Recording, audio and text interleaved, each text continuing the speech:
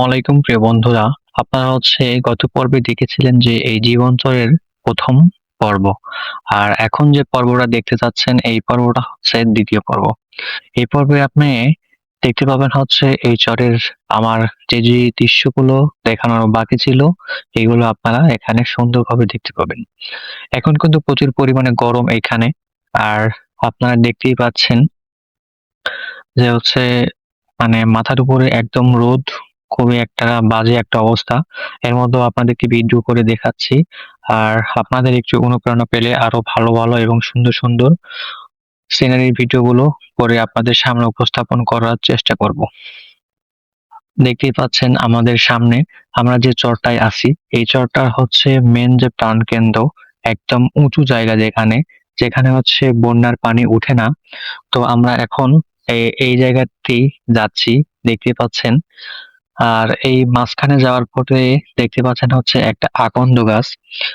কথায় আছে ঔষধি গাছের নাকি ছাল বাকল কোনো কিছুই থাকে না। তবে এই গাছটা এই চরের মধ্যে হওয়াতে এখানে কোনো কিছুই মানে কেউ নিয়ে যায় নাই, অথবা আপনি যদি এই গাছটা যদি লোক সম্মুখে হইতো তাহলে এই গাছের অনেক কিছুই খুঁজে পাওয়া যাইতো না। এখন আমরা যাচ্ছি একদম এই চরের যে উঁচু জায়গাটা, এই সবচেয়ে বড় আকর্ষণীয় যে জায়গা, এখানে আমরা যাচ্ছি।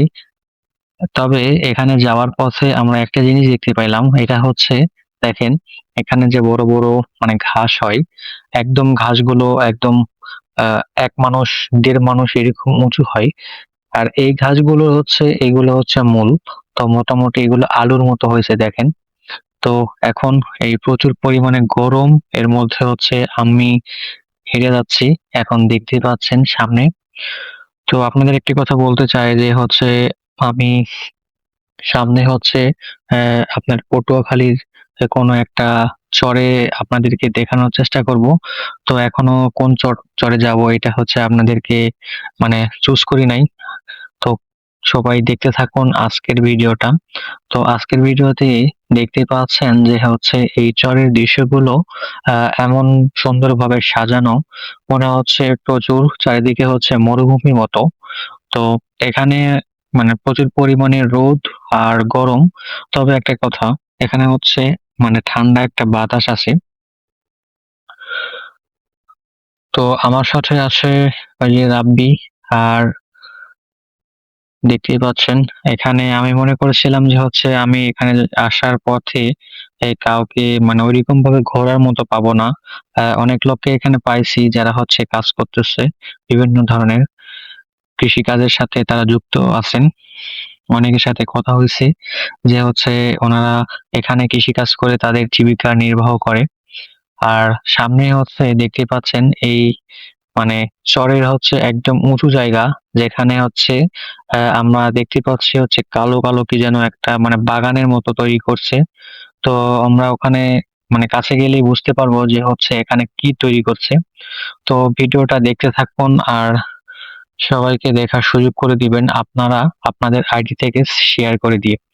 আর আমরা এই একদম উঁচু জায়গাতে চলে আসলাম। এই উঁচু জায়গাতে দেখতে পাচ্ছি কলার মূল মানে এখানে রোপণ করছে।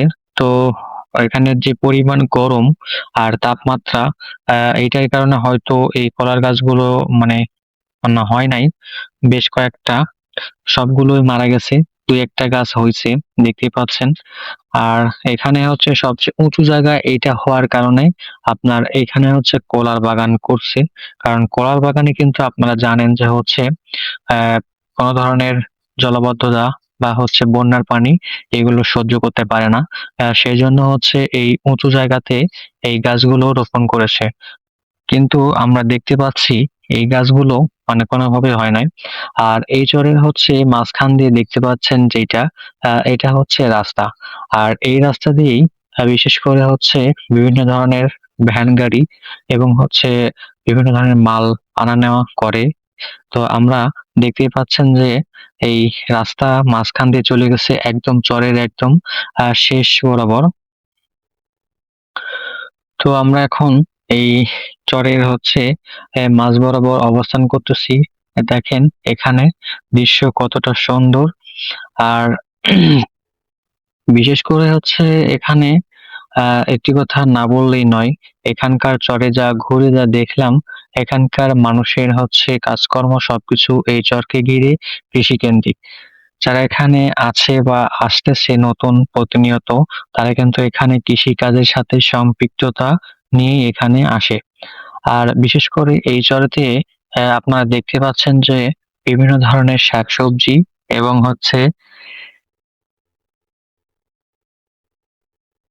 তো এইখানে আপনার হচ্ছে শাকসবজি, লাউ গাছ, সিম গাছ, তারপরে হচ্ছে পটল গাছ সবকিছু মিলায়া এখানকার কৃষি এবং এখানকার জনজীবনটা অনেকটাই আমার কাছে ভালো লেগেছে। আর আপনাদের কাছে কি লাগছে এটা ভিডিওর মাধ্যমে আমি তো উপস্থাপন করেছি। এগুলো একটু আপনারা কমেন্টে বলার চেষ্টা করবেন। আর এখানে আরেকটা জিনিস আমি লক্ষ্য করে দেখেছি, এখানে কোনো জনবসতি নাই। তবে এখানে জনবসতি নাই বললেই চলে। কিন্তু এখানে এই ফসলের ক্ষেতগুলো পাহারা দেওয়ার জন্য বিভিন্ন ধরনের হচ্ছে মাচার মতো ঘর আছে। এই ঘরগুলো দেখতে ঠিক হচ্ছে চাকমাদের যেরকম জুমের চাষ করা হতো, মানে জুমে উঁচুতে এইগুলো সেগুলোর মতো একটা ঘর তৈরি করা হয়েছে। তো সবাইকে ধন্যবাদ। এই ভিডিওটা যদি আপনাদের ভালো লেগে থাকে তাহলে আপনারা লাইক, কমেন্ট, শেয়ার করতে ভুলবেন না। আর নেক্সট কোনো ভিডিওতে আপনাদের সাথে দেখা হয়ে যাচ্ছে এইরকম প্রামাণ্য চিত্র নিয়ে। আসসালামু আলাইকুম, ভালো থাকবেন সবাই। Free audio post production by alphonic.com.